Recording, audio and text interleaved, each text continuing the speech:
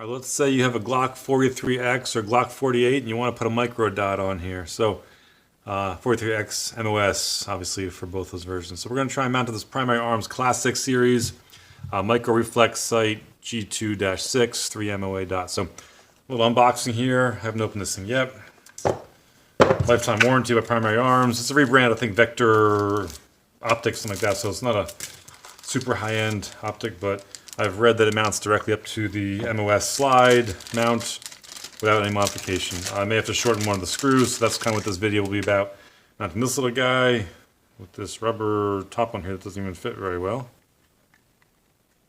I guess those plugs might come off. I'll do a little reading. We'll get there. All right.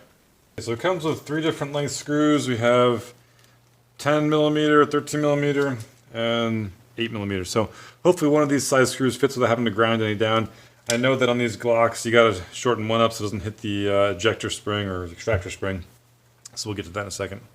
First thing we'll do is remove the screws that are on here. I think these little rubber things here are just kind of placeholders for shipping. I'm not sure. So unscrew screw it's there, and that pops off there.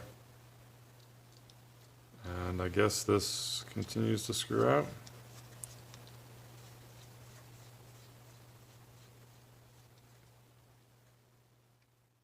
Huh. Get back to once I figure this little gem out.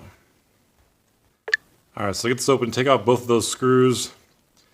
Those are little C-clips in right there. So you can see the C-clips on there. Let's take those off and then slide those screws out. Okay, lack of instructions here, but I think I'm going to pull these C-clips off, like I said, off this screw. And hopefully then these screws will fall out. Seems like awfully extensive features just for shipping purposes. I'm not really sure. There's absolutely no instructions on this in the book. Go ahead and remove the T10 screws out of the MOS slide.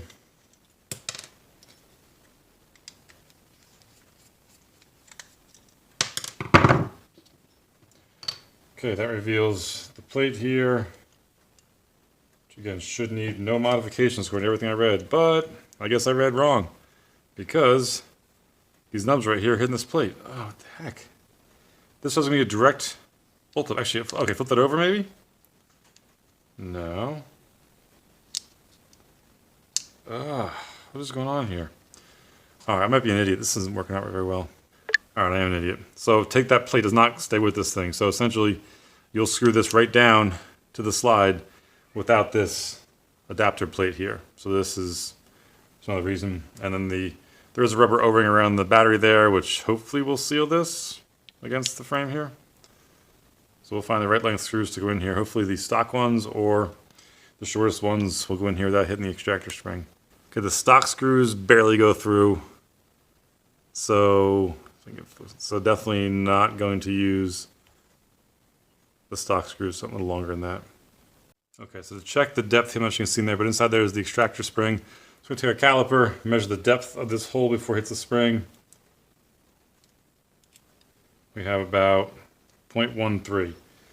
So now we'll take our plate here with the shortest 8 millimeter screws and see if that is, it looks shorter than 8 millimeters. So take this and measure this height right here.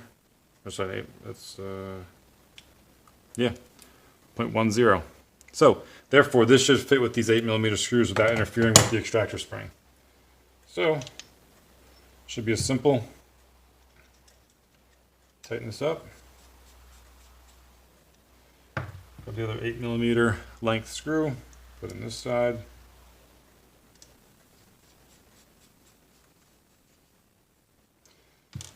Okay. So there it is, all mounted up. There's the height.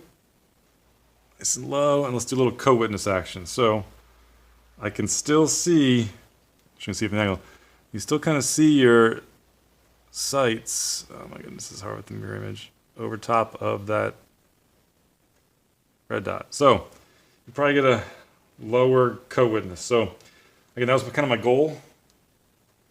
Turn this red dot on, see if it'll shine up. I'm not sure you'll be able to see it in there.